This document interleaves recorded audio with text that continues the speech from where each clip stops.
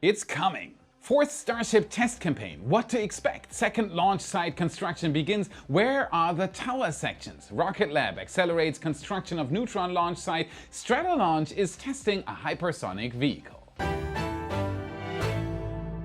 My name is Felix. Welcome to What About It? Let's dive right in. Starship updates. The emotions from the third flight are slowly beginning to cool down, yet you can already feel the heat of work underway to prepare the next Starship for launch. SpaceX is lightning fast. But how fast exactly are they? Want to know more? Follow me. The race to get ready for the fourth Starship launch is heating up, and for what we see, it's shaping up to be even smoother than the last one. Recently we saw reports of some comments from Kelvin Coleman, Associate Administrator for Commercial Space Transportation at the FAA, hinting that both the Federal Aviation Administration and SpaceX are seriously considering ramping up Starship's launch cadence. This is exactly what we want to hear. According to Coleman, the third Starship flight didn't raise any major red flags for the agency. Yes! It's becoming increasingly clear that Starship launches do not pose any risk to public safety. Or whales, or sharks, who would have thought? Despite these encouraging words, a mishap investigation under the FAA's watchful eye is still required. SpaceX would likely undertake this on its own anyway, as understanding the root cause is the key to the iterative design approach. Very important and very much needed. Aside from the investigations, one of the current challenges slowing down the launch rate is the licensing process. Given that each new Starship prototype undergoes hundreds, if not thousands of modifications, securing a modified license for every launch has been a logistical nightmare. However, SpaceX is now working with the FAA on establishing a special license. Yes, you heard me right. This new system would potentially allow the company to get a license for, let's say, 3 launches at the same time. That is likely assuming that SpaceX can actually complete a mission where no investigation is needed. But additionally, the FAA has once again mentioned that SpaceX expects to see between 6 and 9 more launches this year alone, so there is definitely something cooking behind the scenes. And if that wasn't enough to stir excitement, Gwynne Shotwell, SpaceX's COO, has told us what to expect from the program in 2024. Now hold on to your seatbelt. Ready? According to her, reaching orbit will be the easiest thing they want to achieve this year. I tend to agree. There is one thing missing for that, an in-space engine relay to ensure a safe re-entry capability. Next in line will be the deployment of the first batch of Starlinks and the successful recovery of not only the booster, but even the ship. All of that within the next 8 months. SpaceX really knows a thing or two about ambitious goals. Shotwell also hinted that the next Starship could be launch ready within 6 weeks following the third flight, setting the next launch window towards the end of April. 420 anyone? Given that SpaceX is known for slightly over-exaggerating its timelines, I'd advise against booking your trips to Starbase just yet. However, there are indications that the campaign for this launch could indeed progress quite rapidly. Here's the proof.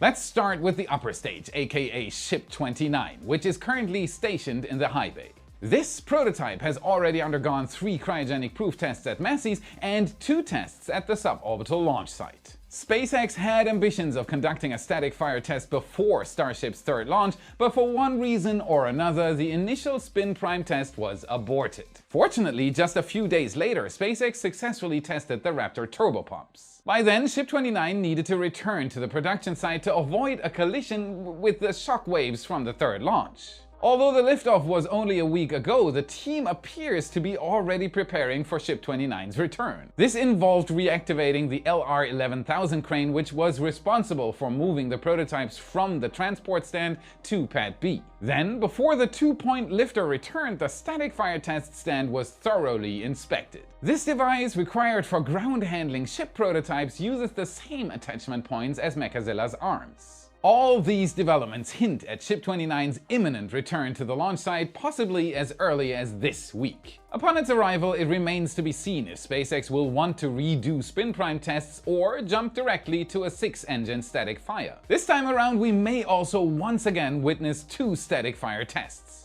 One to check out all engines and another to simulate a deorbit burn, which Ship 28 failed to conduct in space as it was unsafe to relight an engine if you can't point it in the right direction. Ship 28 practiced its waltz. Relighting an engine would have turned that into a breakdance lesson. Following these tests, Ship 29 will either remain at the gateway to Mars, waiting for stacking, or it will return to the production site for modifications.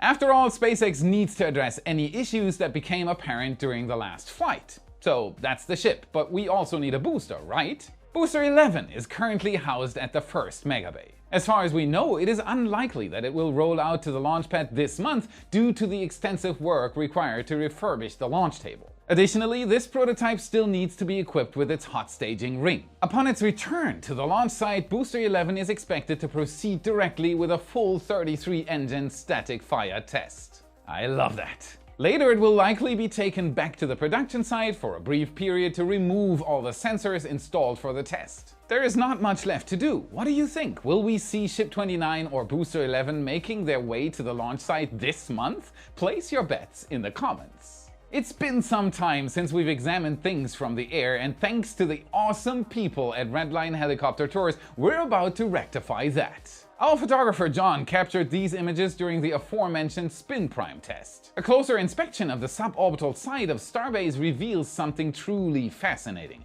and this time it's not Ship 28 that's catching our attention. The parking area was demolished, and since then it's been replaced with an array of wick drains and the machinery used for their installation. Wick drains are essentially strips of plastic with internal channels supplied on rolls. They are used in a machine that drives them into the ground and precisely cuts them to the required length. Okay, but why would they need plastic strips in the ground? Well, that's part of the process required to make the ground stable for future construction. After this, additional weight such as soil or sandbags will be placed on top of the area. This added pressure helps force water from deeper layers of the soil to the surface. Such consolidation of the soil is crucial for supporting heavy structures. Without proper preparation, the foundation could settle unevenly over time, leading to sagging or structural failure. Now, what kind of heavy structure could that be? As a well-informed Y viewer, you likely already have a good idea. Stage 0, number 2.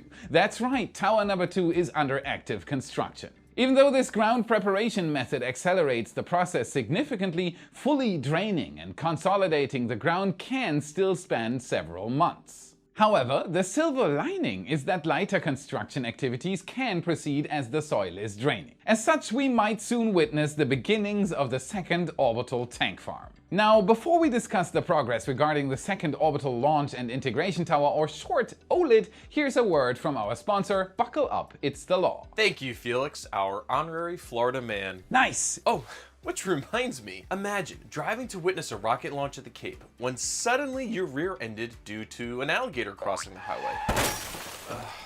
Now what? Well, first, tend to others. Trade info and documents with the other drivers at the scene and with the police. Then, you should consider legal representation, especially if you're seriously hurt. Your injury could be worth millions. You can check out Morgan & Morgan, America's largest injury law firm, who will fight for your rightful compensation above lowball claims from insurance companies. Just in the past couple of months, Morgan & Morgan saw verdicts of $12 million in Florida, $26 million in Philadelphia, and $6.8 million in New York, 25 times the highest insurance offer.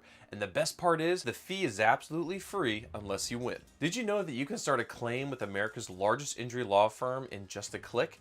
It's so easy. You can start your claim now at Morgan & Morgan at forthepeople.com/whataboutit, or click the link in our description. I hope the alligator's okay. Alright, catastrophe averted, back to Starbase. Meanwhile, a lot is going on regarding the sections of the tower itself. The components closest to the launch site have been spotted at the Sanchez site. Construction on the 8th segment of the tower began here in February. This segment now appears nearly finished, and it seems the engineers have moved forward, starting work on the 9th and top segment of the tower. This section will house the pulley system and various mechanical components essential for the Mechazilla arms. Additional 5 sections are stationed at the port of Brownsville. According to our photographer, substantial repair work is being undertaken on the stretch of Highway 4 leading to the production site, likely ahead of transporting these segments. Right, but that's only 7 out of 9 segments needed for the tower. So where are the remaining 2? Excellent question. To shed light on this mystery, we turned our attention to Florida, where our friends at SkyFi provided a satellite image specifically for our analysis. The return of Y orbit. Sometimes it is really worth going the extra miles to orbit. In this high-quality picture, you can see the Kennedy Space Center, featuring the vehicle assembly building at its heart. Right next to it are 2 launch pads, LC-39A and LC-39B, but that's not why we're here. Our focus is on the Roberts Road facility, which unfortunately was partially covered in clouds when this picture was taken. However, the areas of our interest remain visible. Here we see Star Factory, which is really similar to the one we can find at Starbase. To our knowledge, no active Starship construction is currently happening here. What catches our eye though is the underway expansion of this building. We've talked about these plans a few episodes ago. It is interesting to see work regarding this building, especially that we probably won't see a Starship at LC-39A for another year or so. To the right lies the tower's staging area, where all sections for the second Starbase tower except sections 8 and 9 were assembled. Peering through the cloud cover, you'll see our 2 missing sections still undergoing work. They are very likely getting ready to be transported by barge along with other critical components needed to complete the tower. This includes the quick disconnect arm, the slightly shorter Mechazilla arms or chopsticks, and the carriage system which attaches these arms to the tower. It is all coming to Starbase. You can learn more about SkyFi at skyfi.com. Fantastic website, it is incredible to see what can be done with satellite imagery. Thank you SkyFi, definitely worth a click. Looking at all these tower sections, we can already tell that the second tower won't be an exact replica of the first one. While things appear quite normal up to segment 6, notable deviations begin at segment 7. The first tower's 7th segment featured 3 levels, distinguished by horizontal beams. In contrast, the new tower's equivalent segment is made up of just 2 levels. Segment 8, which has 2 levels, is identical across both towers, but the final segment compensates for the earlier reduction by incorporating the missing level from segment 7. You may wonder, what's the point of making these adjustments? It likely comes from issues related to the center of mass encountered during the construction of the first tower, particularly when lifting the final section. This design modification shifts that center, which will hopefully make the stacking operation much safer. What do you think? When will we see the foundations for the second tower? A month from now? Maybe longer? Share your thoughts in the comments. It is incredible how much you can discover just by looking at things from the air. Did you know that you can take a helicopter ride over Starbase and get these same kind of views that you see in our videos? Visit redlineheli.com/Felix to book your very own helicopter ride over Starbase with $25 off. You'll never forget this.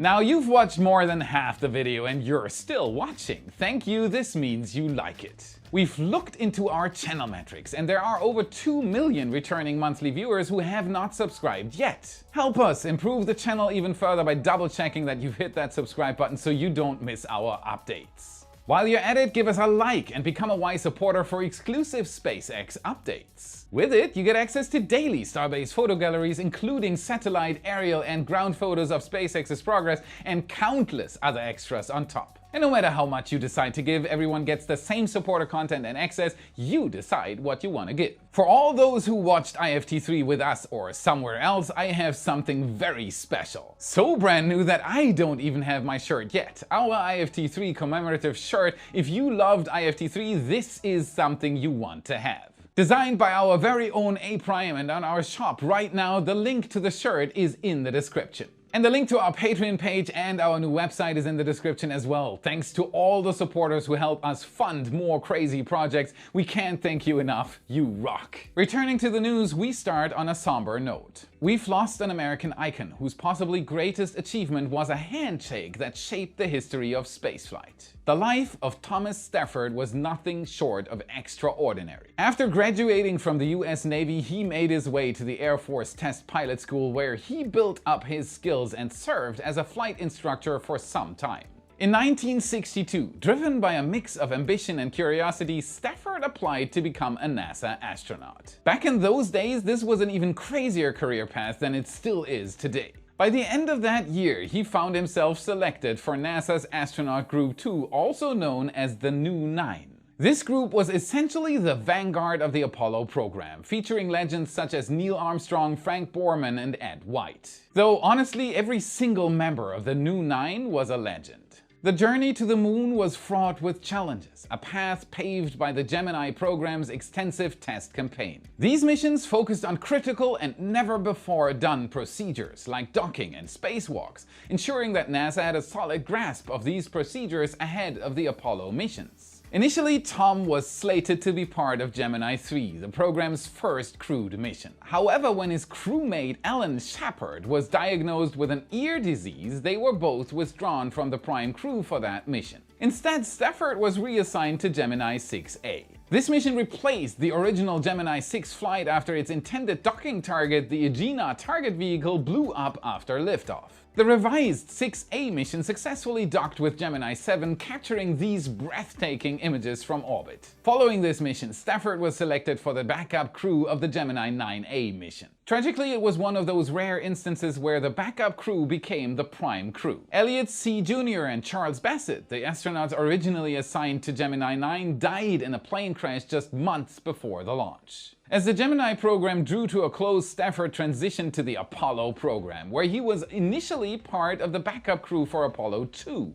However, the early years of human spaceflight were marked by a few tragedies, including the Apollo 1 fire, which claimed the lives of 3 astronauts and momentarily stalled the Apollo program. Later, Stafford was named the commander of Apollo 10, a mission that served as a dress rehearsal for the moon landing. Upon his return to Earth, Stafford took on the role of Chief of the Astronaut Office, later embarking on another journey aboard an Apollo capsule. This mission, however, was aimed at low Earth orbit rather than the moon. I'm of course talking about the historic Apollo-Soyuz test project. This mission symbolized the end of the space race. This is also the mission behind Stafford and Alexei Leonov's iconic handshake, a gesture of international cooperation that eventually developed into a lifelong friendship. After his last mission, Stafford became a NASA advisor, contributing to future Moon and Mars exploration strategies and the development of what would eventually become the International Space Station. Sadly, Thomas Stafford passed away on March 18, 2024 at the age of 93, leaving behind a legacy filled with monumental achievements in space exploration.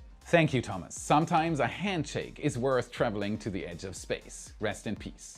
Switching to a lighter note, let's dive into recent activities at Rocket Lab. Not so long ago, we talked about the Electron launch from New Zealand's LC-1. Rocket Lab has since rolled out another rocket, but this time to LC-2 at Wallops Island, Virginia. The Live and Let Fly mission features a classified payload for the National Reconnaissance Office, so everything about this launch is top secret. This leaves us guessing about the cargo and its intended orbit. Is it James Bond himself? We'll never know. This mission was scheduled for March 21st, so if it actually launched, you'll see an annotation on screen right now. But Wallops isn't home only to Electron. In the future, it will also accommodate Rocket Lab's upcoming and very special Neutron rocket. The company has been making some significant progress on Launch Complex 3, recently installing a water tower for the Deluge system. Standing at 86 meters or 282 feet and capable of holding more than 900,000 liters or 200,000 gallons of water,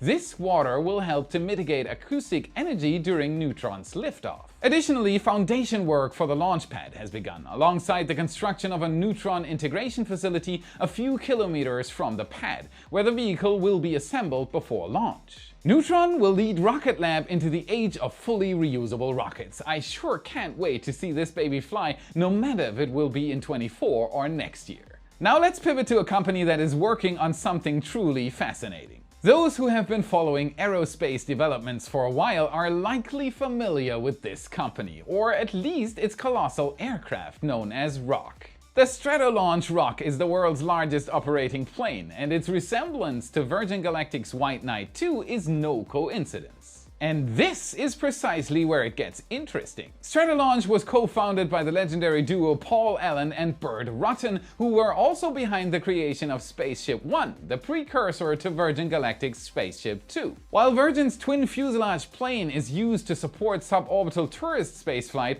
Stratolaunch is taking a different approach with the development of the Talon A, a hypersonic flight vehicle. This ambitious test platform is designed to achieve speeds from 5 to 7 times the speed of sound. Okay, Felix, that sounds pretty sick, but why would I need a hypersonic test vehicle? Excellent question. On one front, it could serve as a platform for testing military systems needed for hypersonic missiles. For us, the space enthusiast community, the more exciting use of Talon is in helping the development of space planes. I love space planes. A hypersonic testbed can't reach space, but it can be used to evaluate avionics and other systems for vehicles like the Dream Chaser. Furthermore, the vehicle can be used to conduct scientific research, as some materials can exhibit unique properties at such extreme speeds. Despite not actually going into space, Talon A gets its speed from a rocket engine developed by Ursa Major. Following several test flights of the rock aircraft, the second half of 2023 witnessed a separation test of the Talon, including a drop test involving a vehicle equipped with live propellant. A huge milestone came on March 13th, when Talon A was released from the rock and successfully ignited its onboard engine for its first powered flight. Looking into the future, Stratolaunch wants to expand its fleet with larger, reusable hypersonic planes. They also have plans for an actual space plane, so watch out as they may become an important player in the space industry. That's it for today. Remember to smash that like button, subscribe for more awesome content. This is what fuels the algorithm and helps us immensely. Check out our epic shirts in your favorite Space Nerd store. A link is in the description. And if you want to train your space IQ even further, watch this video next to continue your journey. Thank you very much for watching, and I'll see you again in the next episode. It's a spin prime, sprime. Mechanical, mechanical. Mechanical? Exactly. Prototype. Featuring leggings. Space planes. I love space planes.